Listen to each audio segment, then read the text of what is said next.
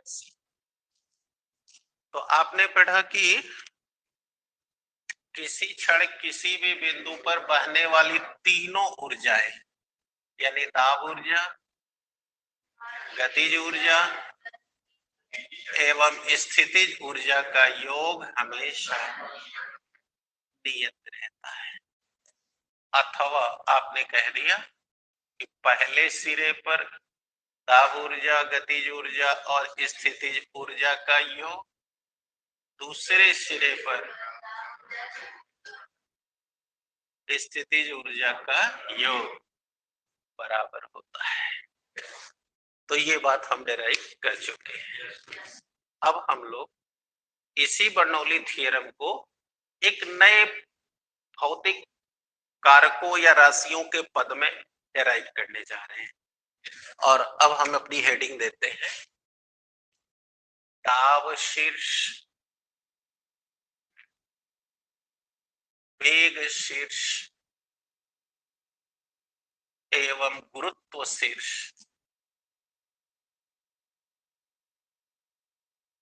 पद में बर्नौली का प्रमेय के पद में बर्नौली का प्रमेय।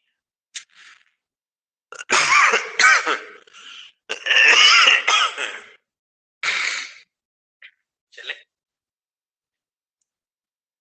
तो बोलिए हम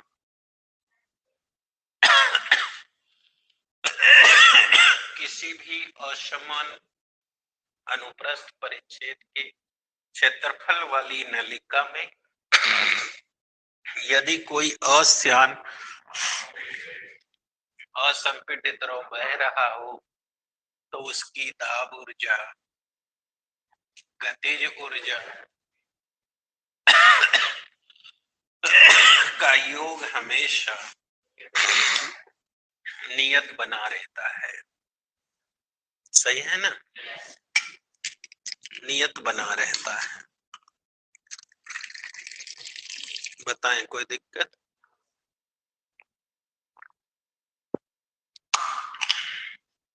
आप पिछले दिन का पढ़े हैं इसलिए सारा याद होगा आपको। कोई डाउट है? तो आपने पढ़ा था कि अगर ये असमान अनुप्रस्थ परिच्छेद के क्षेत्रफल वाली नलिका में द्रव बह रहा है तो बताइए जो द्रव यहाँ से जाएगा वही यहाँ से निकलेगा। तो बताइए उसका घनत्व तो नहीं ना बदलेगा? कि बदलेगा?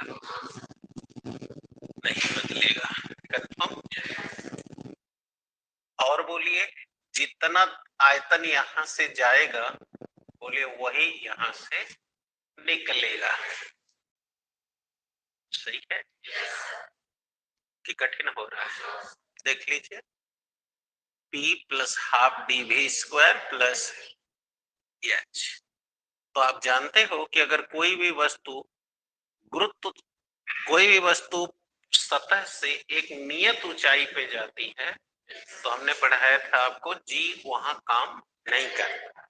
जी तब काम करेगा जब हम सतह से ऊपर या नीचे जाएंगे। तो dg से हम दोनों पक्षों में भाग दे रहे हैं क्योंकि घनत्व और ये नियत रह रहे हैं। तो d और g से दोनों पक्षों में भाग देने पर दे दिया। तो बोलो P बटे dg हाफ dv स्क्वायर बटे dg प्लस dg h बटे dg is equal to constant बटे dg। तो बोलिए d से d कट गया, dg से अब यहाँ बच गया v अपॉन dg, यहाँ बच गया v स्क्वायर अपॉन 2g। देख लीजिए v स्क्वायर एक पूरा किया, नीचे 2g बच गया और यहाँ बोलिए h और ये भी नियत नियतांक में नियतांक का भाग देंगे तो नियतांक ही रहेगा। अब इसमें जो ये आप देख रहे हो, इसी को हम कहते हैं दाब शीर्ष।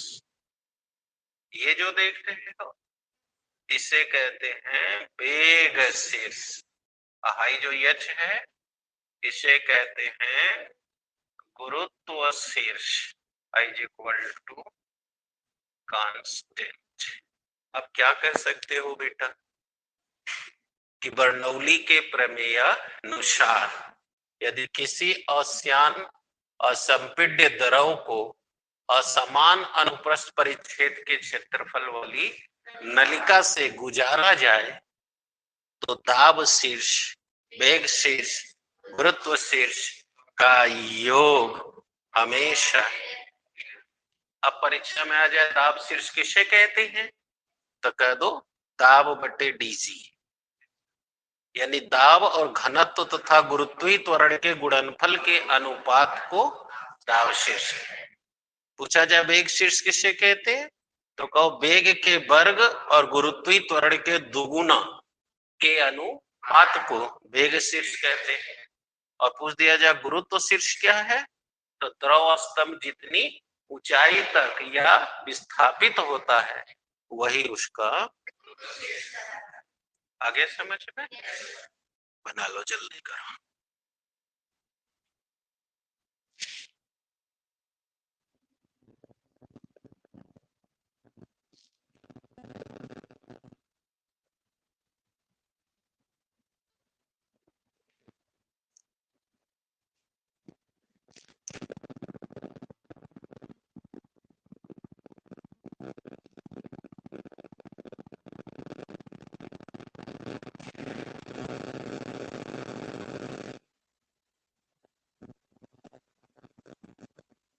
ओके बेटा,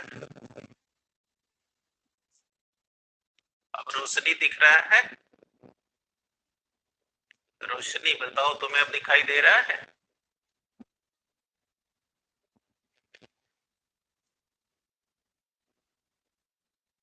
नो सर, तब तुम्हारा नेटवर्क छोड़ रहा होगा। ऑनलाइन स्टूडेंट और बताओ किसी को कोई दिक्कत है? ऑनलाइन स्टूडेंट देखने में सुनने में प्रॉब्लम हो तो हमें बताओ, रिप्लाई करो चैट में।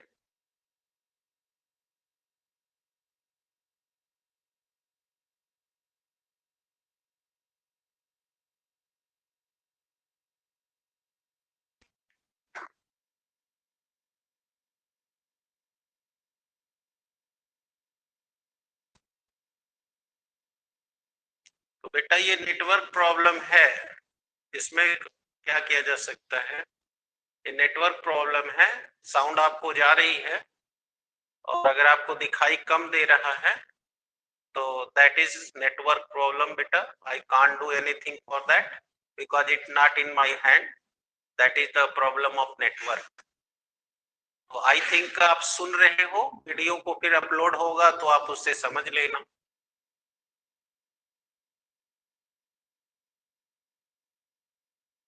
ओके बेटा, साउंड आ रहा है, दिखाई कम दे रहा है लोग को, तो उसका प्रॉब्लम है, नेटवर्क प्रॉब्लम है। ओके ओके ओके, चले बेटा।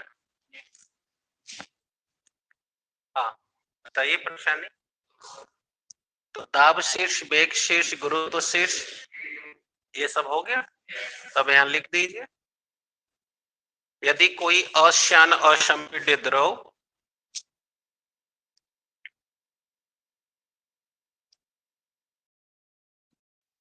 यदि कोई अश्यान असंपीड्य द्रव किसी असमान अनुप्रस्थ परिच्छेद के क्षेत्रफल वाली नलिका में बह रही है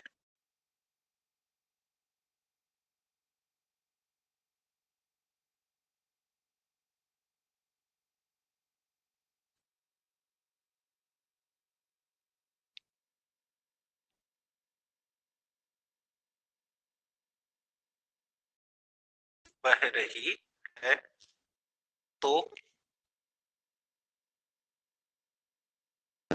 उसका वेग शीर्ष, दाब शीर्ष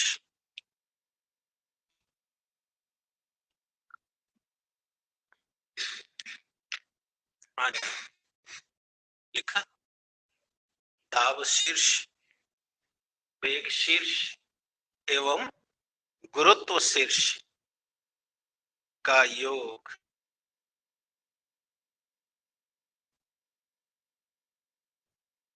का योग हमेशा, बताइए, नियत रहता है।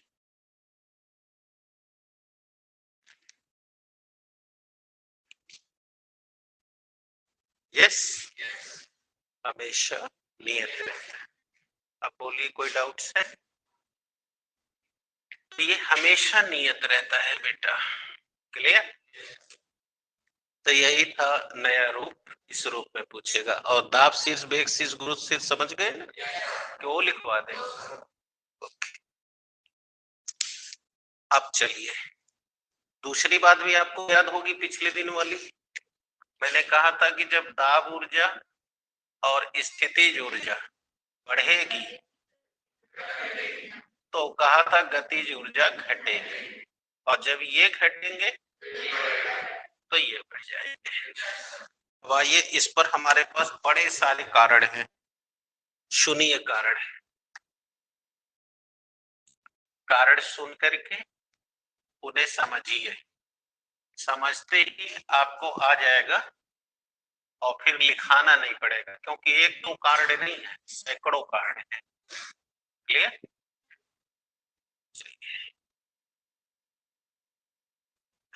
आइए पहला कारण लेते हैं और आप लोग पहले कारण को समझिए। पहला कारण है कि गहरी नदियां शांत प्रतीत होती हैं, क्यों? क्लियर? जबकि छिछली नदियां शांत प्रतीत नहीं होती, उनका पानी तेज बहता रहता है। इसी को हमने उस दिन और सवाल उठाया था कि किनारे पर, नदी के किनारे पर पानी तेज भागता हुआ और बीच में शांत प्रतीत होता है, क्यों? या इसी सवाल को मैंने एक और सवाल की तरह उठाया था कि जितनी सीजनल नदियां होती हैं वो तबाही ज्यादा मचाती हैं, और जितनी भी साल भर चलने वाली नदियां हैं उनमें बाढ़ आ जाए तो उनकी तबाही कम होती है। तो ऐसा क्यों? तो इस सबका जवाब मैंने आपको दिया था। बताइए, अगर नदी गहरी है, ये देखिए, तो बताओ गहरी होने से इसकी गहराई ज्यादा है, तो बताओ इसकी दाब ऊर्जा और स्थितिज ऊर्जा अधिक हो जाएगी, और गतिज ऊर्जा बताओ कम हो जाएगी। तो गति के कारण गतिज ऊर्जा होती है, तो बोलो कम हो गया। तो इसलिए जब ये पानी धीरे धीरे बहेगा तो हमको शांत लगेगा। और ये दोनों ऊर्जा देख ही रहे हो, स्थितिज ऊर्जा स्थिर अवस्था के कारण है, अब ये बढ़ गई तो ये स्थिर हो। लेकिन अगर यही हम चले जाएं छिछले में तो बोलो गहराई कम है, तो गहराई कम होने से बताओ दाब ऊर्जा और स्थितिज ऊर्जा दोनों घट गई, और गतिज ऊर्जा बोलो बढ़ गई। तो गतिज ऊर्जा गति के कारण है, इसलिए वेग बढ़ गया। तो जहां पानी तेज जाएगा बताओ वो ज्यादा नुकसान करेगा, जहां धीरे धीरे बहेगा वहां नुकसान कम। देखते हो? आगे इसका जवाब कठिन लग गया। अगला सवाल है, अगला सवाल मैंने तुमको उस दिन कॉपी पे दिखाया था, और तुम आज अभी देख लो। देखना, अगर तुम लोग बाइक पे बैठे हो तो बाइक अगर नहर पे धूल भरे हुए सड़क पे चल रही हो तो देखना बाइक के पीछे जो बैठा होता है उसका कुल कपड़ा पीछे ले गंदा हो जाता है, नहीं देखते हो? अब इसी को थोड़ा सवाल बना के बोल देते हैं कि क्या कारण है कि जब गाड़ियां चलती हैं तो पीछे धूल उड़ने लगते हैं। नहीं देखा है? देखा है कि नहीं? वही वही घटना की वजह से इसका पीछे बैठा वाला जो बाइक पर बैठा हुआ है पीछे, ओकर कपड़ा गंदा हो जाता है। अब सवाल है ऐसा, देखो क्यों? देखो, जब ये गाड़ी लेकर तेज चलता है तो गाड़ी के बगल की हवाएं भी उसी के साथ गतिमान हो जाती हैं, राइट। अतः इनकी गतिज ऊर्जा अधिक और दाब तथा स्थितिज ऊर्जा कम है। और गाड़ी के पीछे की हवा, बताओ, वो सीधे गाड़ी के टच में नहीं है, अतः उसकी गतिज ऊर्जा कम, राइट, और दाब और स्थितिज ऊर्जा ज्यादा होती है। तो दाब हमेशा अधिक से कम की ओर प्रभावी होता है, इसीलिए यह दाब डालता है और पीछे जितने धूल कागज है सब कम दबाव के क्षेत्र की ओर चल देते हैं। जैसा उस दिन मैंने कागज को नहीं फूंक के दिखाया, ये तो दिखाया था। तो इसीलिए गाड़ी के चलने पर पीछे धूल उड़ने लगता है। समझ आया कि फिर समझाना? क्लियर हो गया? इसी प्रकार से देखो, ये रेलवे का प्लेटफॉर्म है।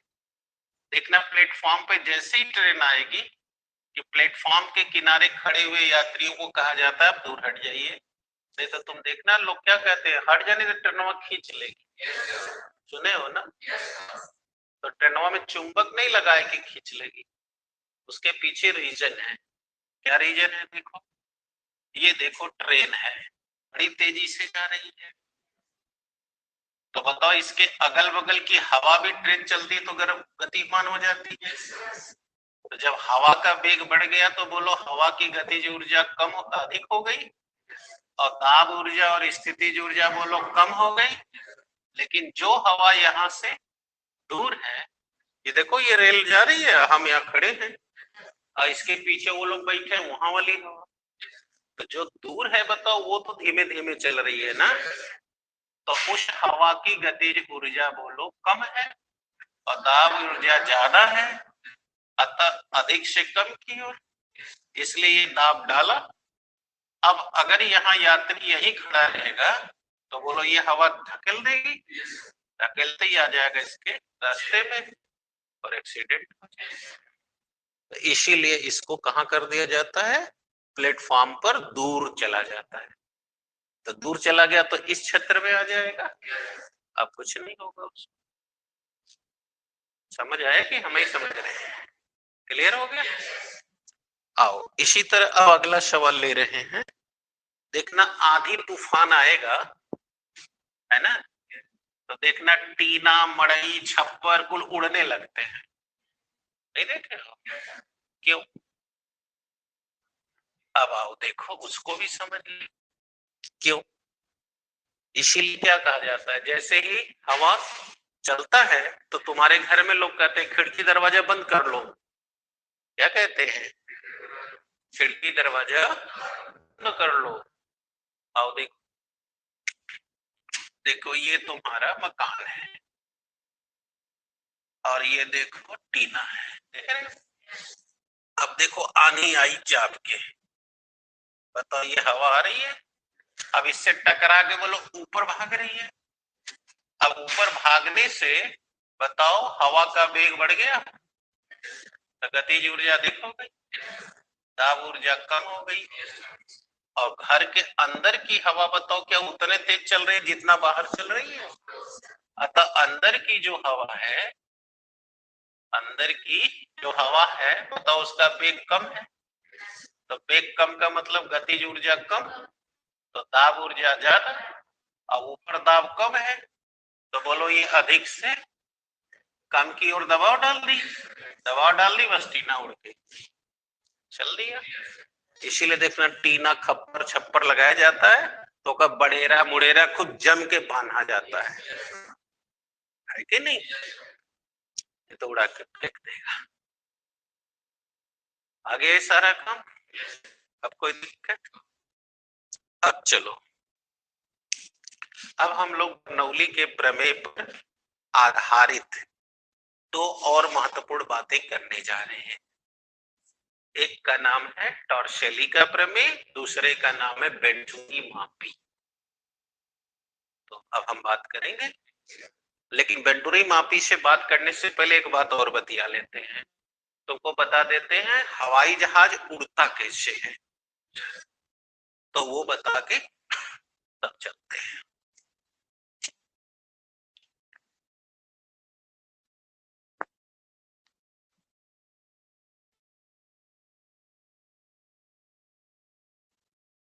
चले, अब देखो, देखना ये सड़क है, रनवे है, इसको रनवे कहते हैं, जिस पर हवाई जहाज दौड़ने से पहले यानी उड़ने से पहले दौड़ लगाता है, और जब लैंडिंग करता है तो इस पर पहले दौड़ता है। देखोगे टीवी उवी में, सीखो। देखो ये हवाई जहाज है,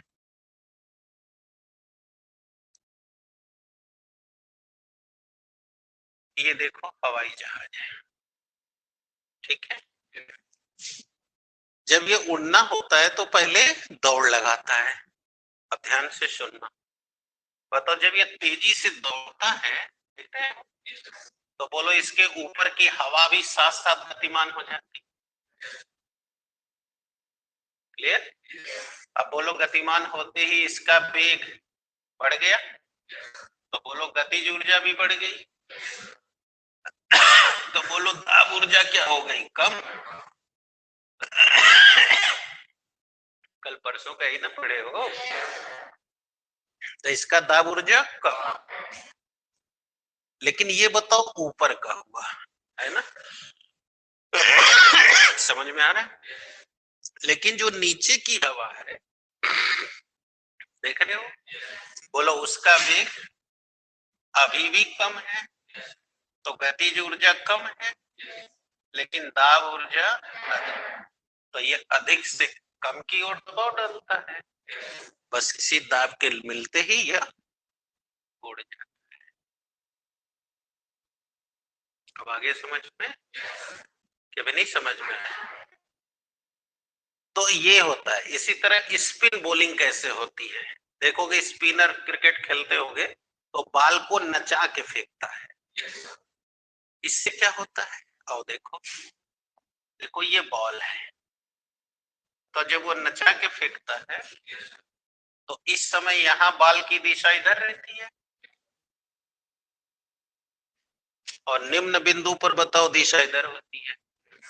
अब अगर हवा इधर को चल रही है, देखना कप्तान इसी का नाम है, तो जब हवा इधर को चल रही है, तो जब ये बॉलर नचा के बॉल फेंका, तो बताओ बॉल की गति और हवा की गति, बोलो दोनों समदिश वेक्टर हो गए, अतः यहाँ वेग का मान बढ़ गया, अतः गतिज ऊर्जा बढ़ गई, तो बोलो दाब ऊर्जा कम हो गई, हो गई।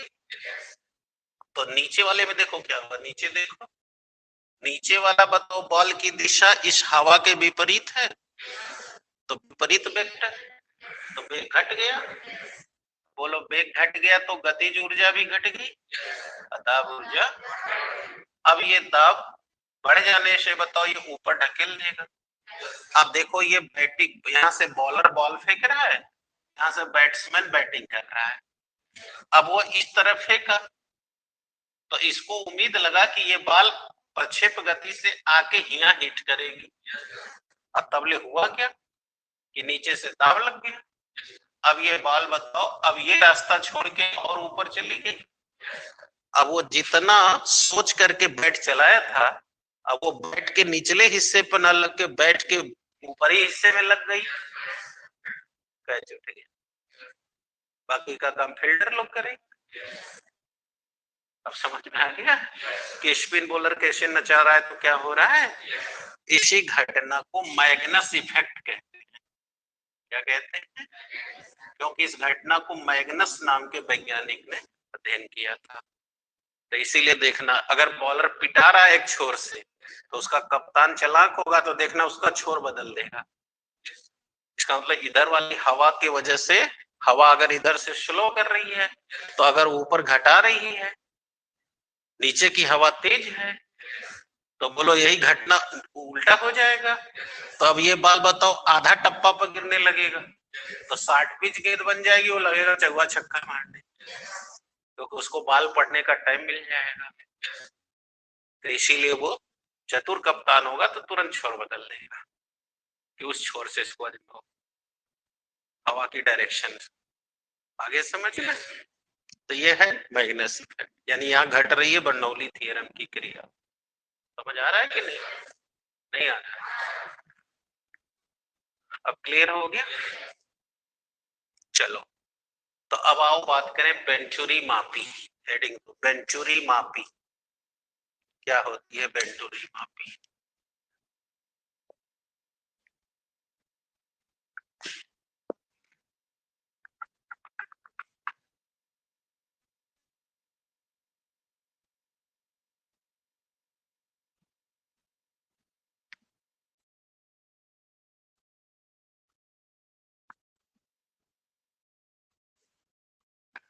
ये देखो, नाम ही है वेंचुरी मापी।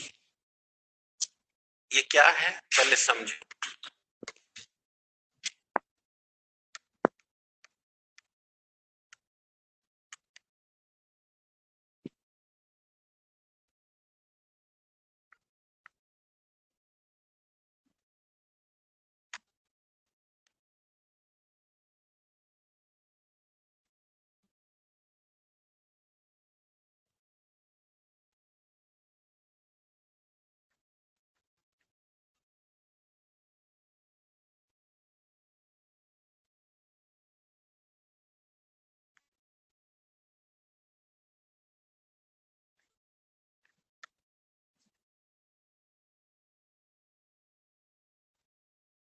चले, वेंचुरी मापी क्या होती है, आओ विचार करें। देखो, वेंचुरी मापी बर्नौली के प्रमेय पर आधारित एक ऐसी डिवाइस है जिसके द्वारा किसी भी नली में कोई द्रव बह रहा है तो कहीं भी उस बहते हुए द्रव के प्रवाह की दर को ज्ञात कर सकते हैं। यानी हम बता सकते हैं कि इस पाइप में यहाँ पानी कितने वेग से बह रहा है। समझ में आ गया कि नहीं आ गया? लिख दो, वेंचुरी मापी, वेंचुरी मापी बर्नौली के सिद्धांत पर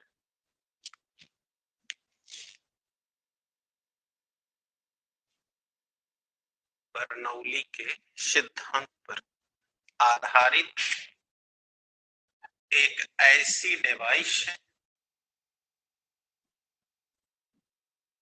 एक ऐसी डिवाइस है, डिवाइस यानी युक्ति, एक ऐसी युक्ति है जिसके द्वारा किसी भी नली में बह रहे द्रव का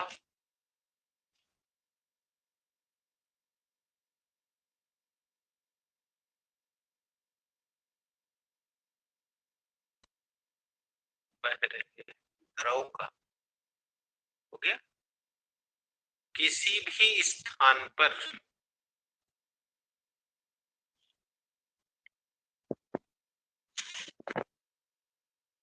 किसी भी प्रवाहित द्रव का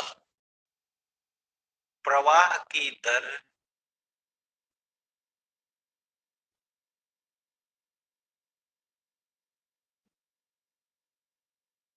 प्रवाह की दर ज्ञात की जा सकती है।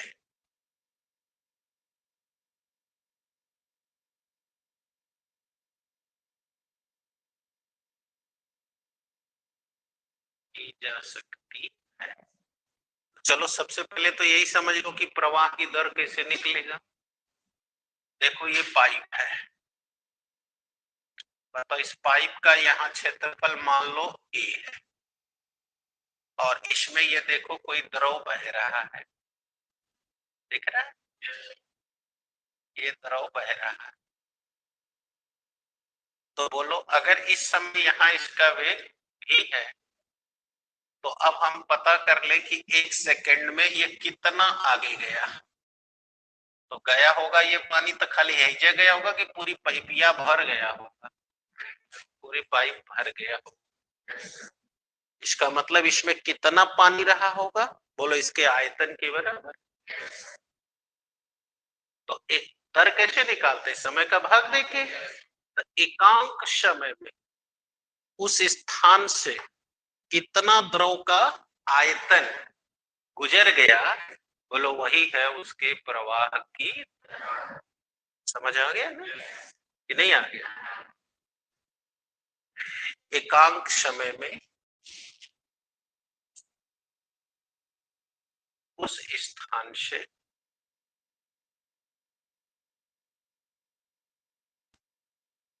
गुजरने वाले द्रव का आयतन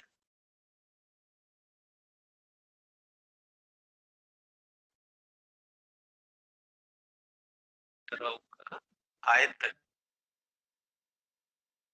प्रवाह की दर कहलाती है।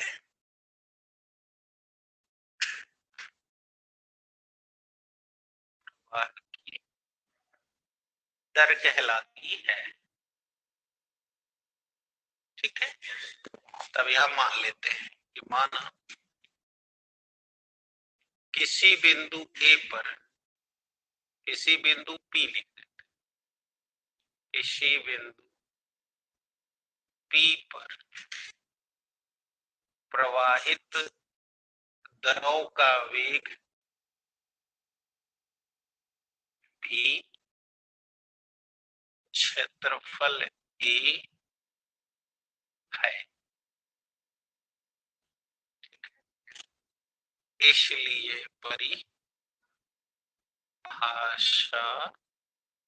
अनुसार क्या लिखे हो परिभाषा? एकांक समय में उस स्थान से गुजरने वाले द्रव का आयतन, बोलिए, प्रवाह की दर कहलाती है। तो बोलो जब एकांक की बात आए तो समय कहाँ जाएगा? बटा के, और यहाँ हो गया प्रवाहित द्रव का आयतन, प्रवाहित द्रव का आयतन। बोलो आयतन बराबर लंबाई गुणे चौड़ाई गुणे ऊंचाई बटे समय। बोलो हमारे को लंबाई चौड़ाई नहीं क्षेत्रफल दिया है, तो बोलो लंबाई गुणे चौड़ाई को ही क्षेत्रफल कहते हैं। ऊंचाई बताओ, जितना द्रव आगे बढ़ेगा वही ना ऊंचाई होगी। बोलो उसी को हम विस्थापन भी कहेंगे, तो ऊंचाई की जगह लिख दिया विस्थापन, क्योंकि ये बात तुम पिछले 3 दिन से सुन रहे हो, बटे समय। अब बताओ, ऊपर कर दे रहे हैं, क्षेत्रफल विस्थापन बटे समय को वेग कहते हैं, तो बोलो गुण वेग, यानी कि उस जगह के क्षेत्रफल में वेग का गुणा कर दे, बस हमको मालूम हो जाएगा कि प्रवाह की दर कितनी है। तो बोलो अब प्रवाह की दर को डिनोट कर दो क्यू से, तो बोलो क्या फार्मूला आ चुका है? क्यू बराबर ए इंटू भी, यानी क्षेत्रफल गुणे वेग।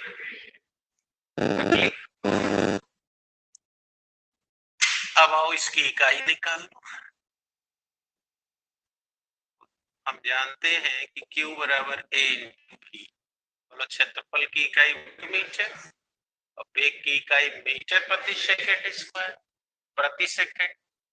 मीटर में गुणा किए तो बोलो घन मीटर प्रति सेकंड, तो क्या इकाई आ गई? घन मीटर प्रति सेकंड। समझ आ गया? तो अब तुम इसे घन मीटर प्रति सेकंड लिख सकते हो, नहीं लिख सकते? अब डायमेंशन ले लो, L क्यूब T पावर -1 या m power not L cube T power -, ठीक है। लेकिन याद रखो ये तो प्रवाह की दर निकाल लो, अभी बेंटोरी मापी का काम बाकी। ये तो तुमने बेंटोरी मापी की परिभाषा में कहा था कि जब किसी भी असमान अनुप्रस्थ परिच्छेद के क्षेत्रफल वाली नलिका से कोई द्रव अश्यान असंपीड्य बह रहा है तो एकांक समय में जितना द्रव का आयतन प्रवाहित होता है वही उसके प्रवाह की दर कहलाती है। लेकिन वेंचुरी मापी में क्या कहे थे कि ऐसी डिवाइस है जिससे हम उसके प्रवाह की दर को कैलकुलेट कर सकते हैं, यानी हम बता सकते हैं कि यहाँ कितना प्रवाह की दर है। तो अभी वो काम तो बाकी है ना, तो आओ देखते हैं कैसे करेंगे।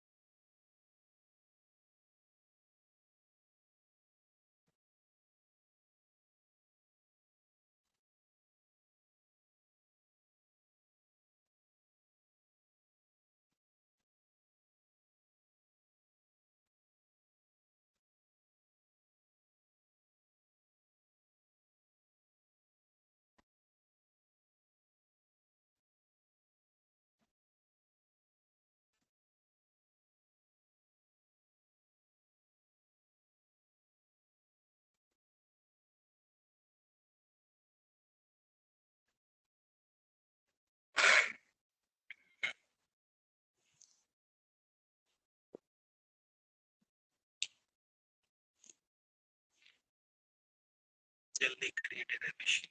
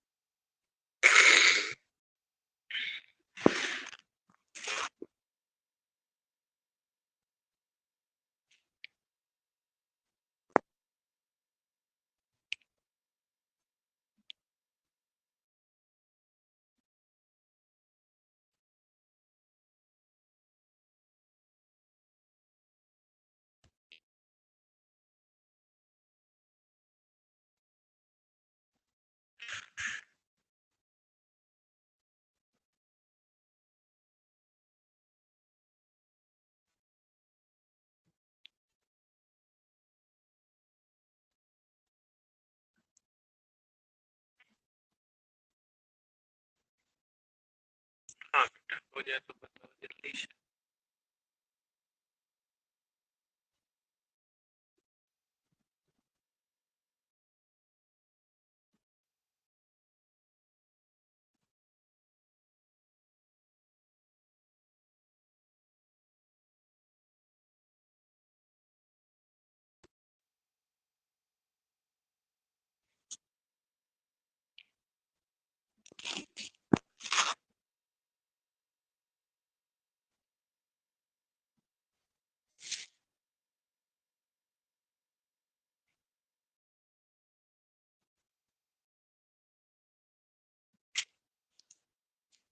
चले आओ देखो, बढ़िया है।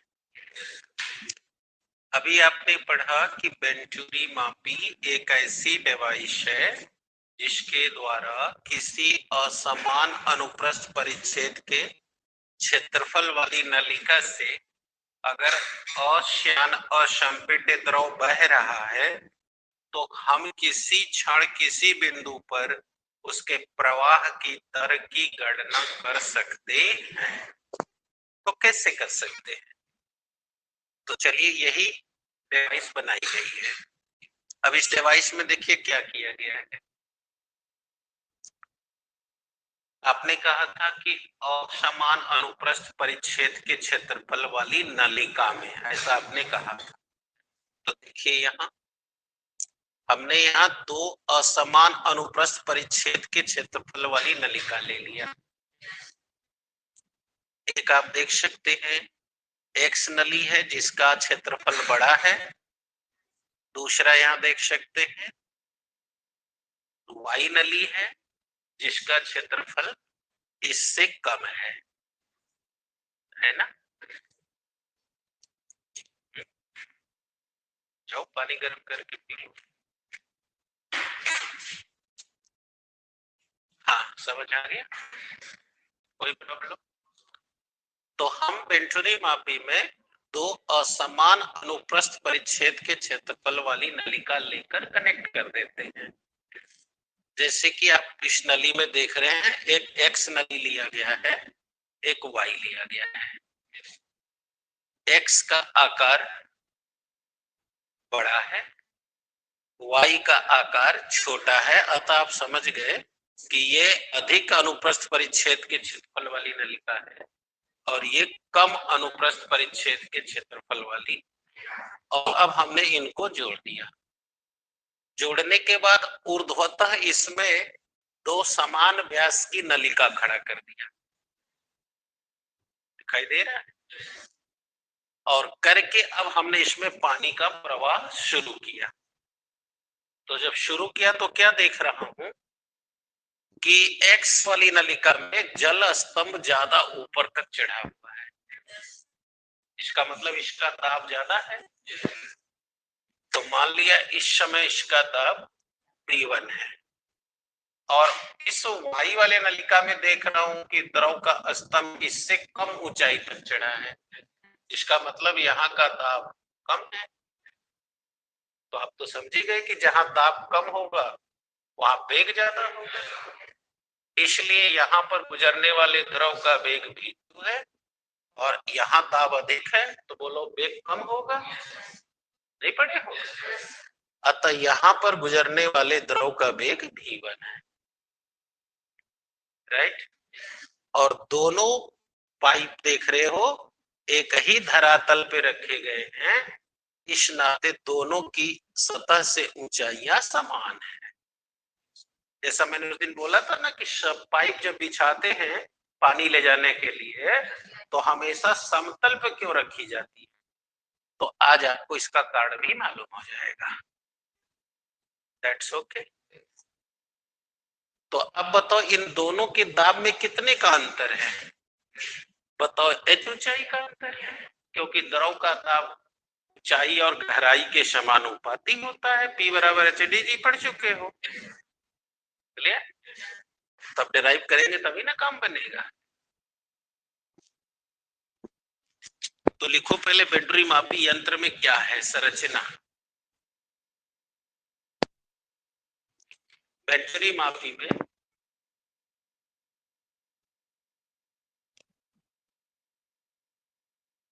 दो असमान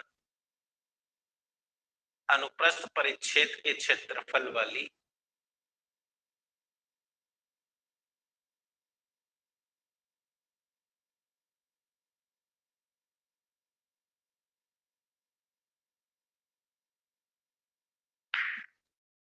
क्षेत्रफल नलिका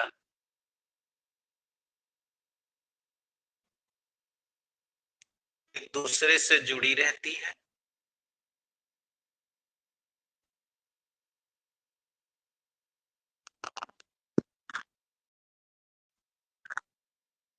इन दोनों नलिकाओं से ऊर्ध्वतः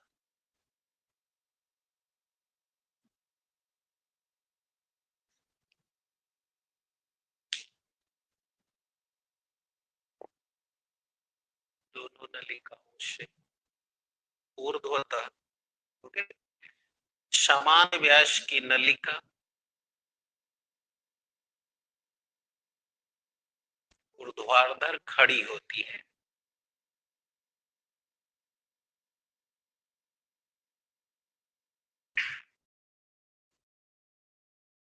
देख लिया? इस यंत्र में देखो इसके अलावा कुछ नहीं है, ठीक है। अब डेरिवेशन करो, पैरा चेंज करके ना, एक्स वाई दो असमान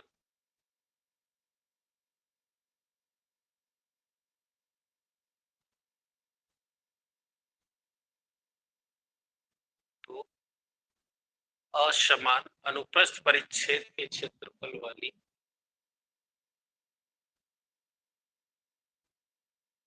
नलिकाएं हैं।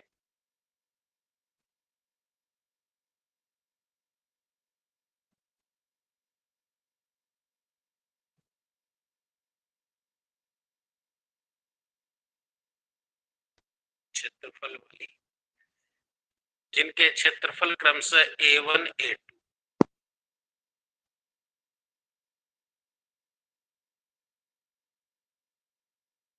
ठीक।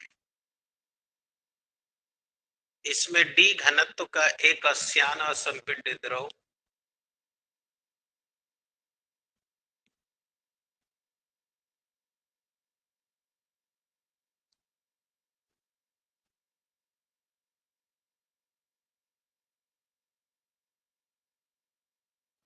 अश्यान असंपीडित द्रव प्रवाहित हो रहा है।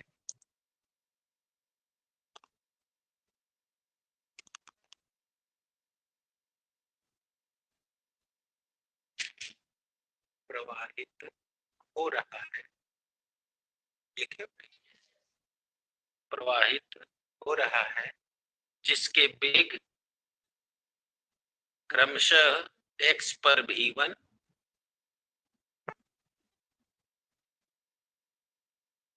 तथा y पर v2 है।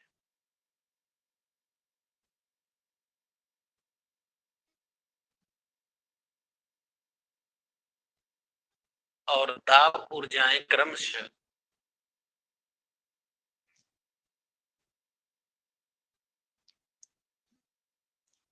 दाब ऊर्जाएं क्रमशः P1 व P2 है।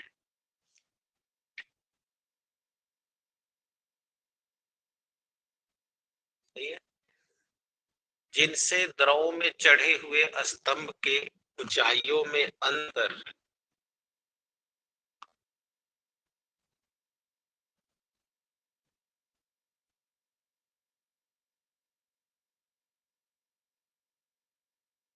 ऊंचाइयों अंतर देखो वहां बोर्ड H है, देख रहा हो, इसमें ज्यादा चढ़ा हुआ है, उसमें कम। इसी से ना पता चला कि दाब में अंतर हो रहा है। और बर्नौली थ्योरम से भी मैंने बता दिया, जहां पर आप पढ़े हो द्रव के अविरतता में वेग क्षेत्रफल के व्युत्क्रमा, जहां पर क्षेत्रफल कम रहेगा वेग ज्यादा, और जब वेग ज्यादा होगी तो दाब ऊर्जा कम हो जाएगी। तो देख लो वहां दाब ऊर्जा कम है, इसलिए कम ऊंचाई चढ़ा हुआ है। और यहाँ देखो एरिया ज्यादा है तब वेग कम है, तो वेग कम हो गया तो बोलो दाब ऊर्जा बढ़ जाएगी, इसलिए इसमें देखो द्रव ज्यादा चढ़ा हुआ, और दोनों के स्तंभ में H का अंतर है। ठीक बात है। अब कोई डाउट? तो अब बर्नौली का प्रमेय लगा दें, इसलिए बर्नौली के प्रमेय अनुसार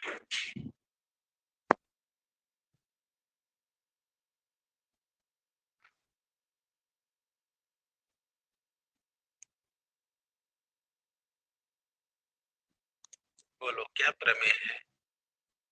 दाब ऊर्जा, गतिज ऊर्जा एवं स्थितिज ऊर्जा का योग हमेशा नियत रहता है। सर प्रॉब्लम है तो बोलो बेटा। अब हमारे पास दो स्पॉट हो गए, एक एक्स एक वाई। तो बोलो आपने बर्नौली के रूल को कहा था कि एक बिंदु पर भी तीनों का योग और कहीं लेना चाहे वहां का भी योग सब बराबर रहेगा, अर्थात P1 plus half dV1 square H1 बराबर P2। ये तो कोई दिक्कत नहीं।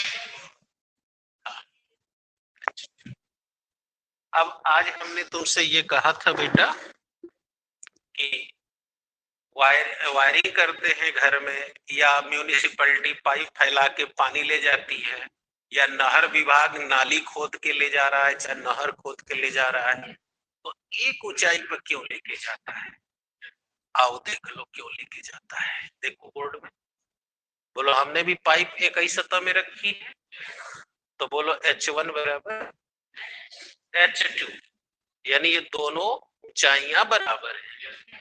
तो जब बराबर हो गई, यहाँ देखो पहले सीखो, कोई चीज सीखा जाता है खाली लिखने से नहीं आता है, क्योंकि जो सीखा रहता है उसी को सवाल लगाने आता है। जो लिखा रहता है उसको कुछ नहीं पता है, वो तो सोच रहा है बस लिख देना है। DGH, बोलो अब H1 की जगह भी H लिख दिया,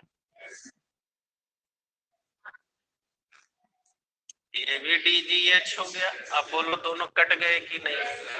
अतः इससे तुम्हें क्या ज्ञान मिला कि जब एक ही तल पे हम पाइप ले जाएंगे तो स्थितिज ऊर्जा का कोई प्रभाव नहीं पड़ेगा। उस समय केवल दो ऊर्जा उस द्रव में रहेगी, ताप ऊर्जा,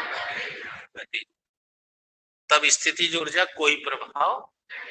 इसलिए अगर कभी वाइवा में एग्जामिनर पूछ दिया कि बहता हुआ द्रव किसी नली से गुजर रहा है और नली का तल एक समान ऊंचाई पर है, तो उसके पास कुल कितनी ऊर्जाएं होंगी? तो कहेंगे दो, ताप ऊर्जा, और उस समय स्थितिज ऊर्जा का कोई प्रभाव नहीं रहेगा। समझ आ गया?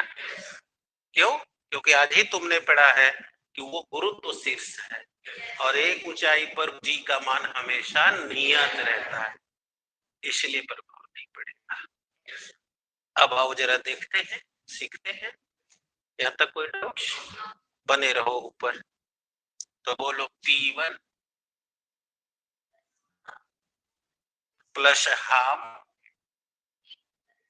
dV1 square is equal to dV2 square. अरे हाँ करें, बोलो आ रहा समझ? अब बोलो P1 minus P2 half dV2 square minus half dV1 square. देखो इसको हम इस पर ले आए और इसको उस पर ले, बोलो यही नहीं दाबांतर डेल पी, बोलो हाफ डी कॉमन ले ले। अब हो गया V2 स्क्वायर माइनस, अब बताओ बोलो इस नली के दाब में और इस नली के दाब में कितने का अंतर है? तो बोलो द्रव का दाब पड़े हो P बराबर HDC, लिख दे HDC half D V2 square minus V1।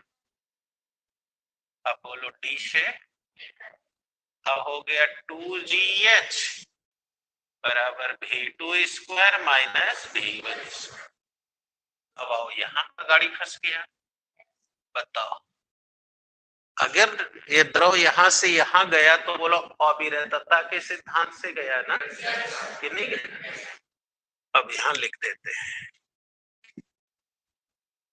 X से Y तक द्रव का अविरत प्रभाव होता है ना, अविरत प्रवाह होता है, इसलिए अविरतता के सिद्धांतानुसार पहले दिन यही डेरिवेशन पढ़ाया गया था। कोई डाउट? अविरतता के सिद्धांतानुसार बोलो A1 V1 बराबर A2 V2, ये तो पढ़े हैं और पढ़े हो कि ये हमेशा नियत रहता है, नियत रहता है। तुम ही बताओ A1V1 बराबर A2V2 को A इंटू V लिख सकते हैं।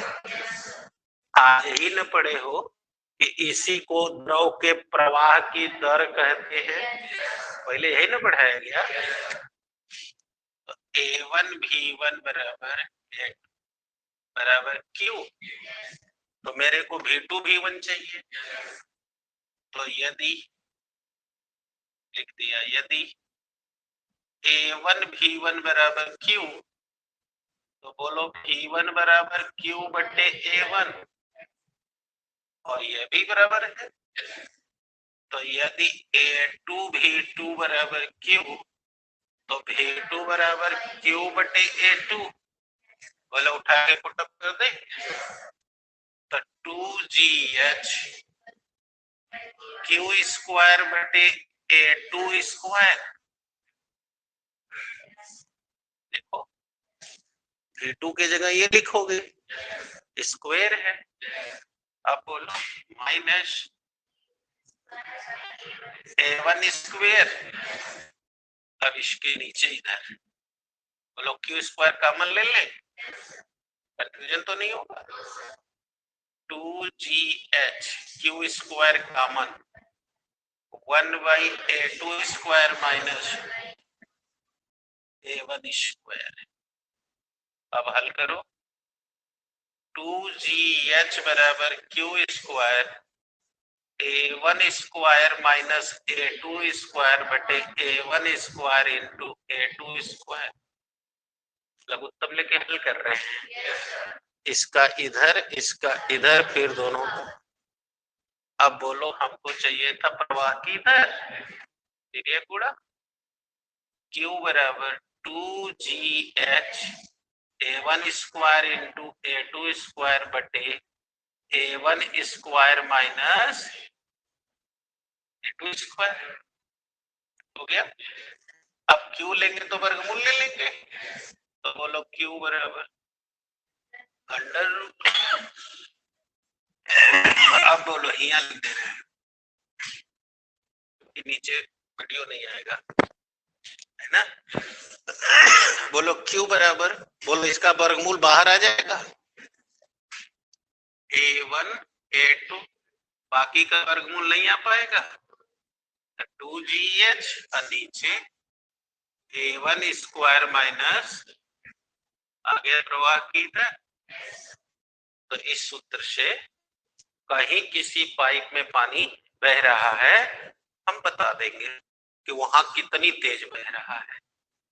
2GH, तो दो संख्या है, G का मान 9.8, H कितने ऊंचाई से पानी आ रहा है, और बटे जहां आप जानना चाह रहे हैं वहां पाइप का क्षेत्रफल कितना है, और जहां आप निकालना चाहते हो वहां, जैसे कि पानी टंकी है बाजार में, तो कितनी ऊंचाई से पानी आ रही है, और हमारे घर में पतली पाइप से आती है, क्योंकि तो द्रव का वितरण बढ़ाया गया था कि आप जितना दूर पानी ले जाना चाहें ले जाएं, बस केवल नली छोटी कर दी जाए, यानी उसका क्षेत्रफल कम कर दिया जाए।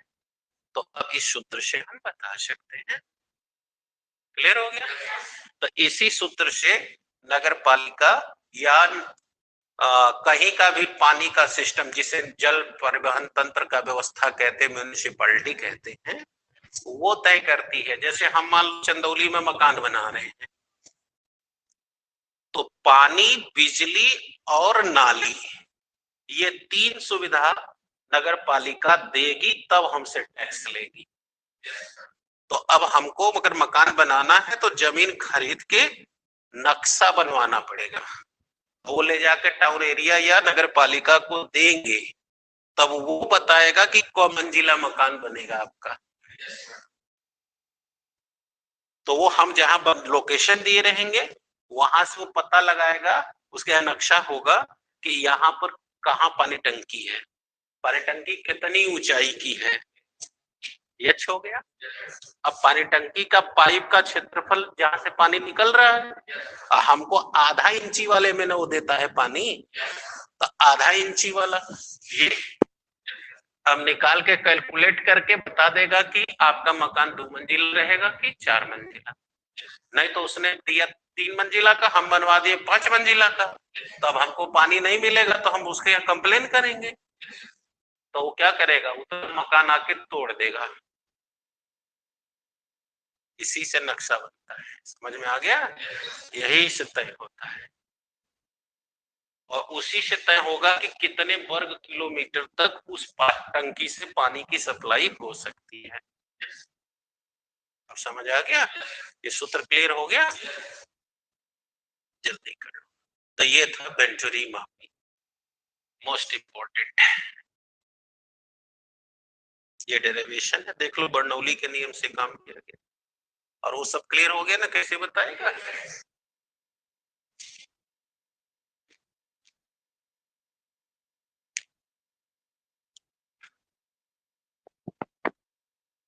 ओके बेटा, तो कल आप बताएंगे टार्सेली का प्रमेय। कल उम्मीद है कि ये खत्म हो जाएगा, क्योंकि अभी टार्सेली के बाद आएगा श्यानता गुणांक, एक प्रवणता, इसके बाद ना आएगा टर्मिनल वेलोसिटी, तब ना ये कैसे बादल तैर रहे हैं, ये सब बात। अभी आज इतना कारण बताए, क्लियर हो गया? थैंक यू बेटा, कल फिर मिलेंगे। आज का लेक्चर यही समाप्त हुआ।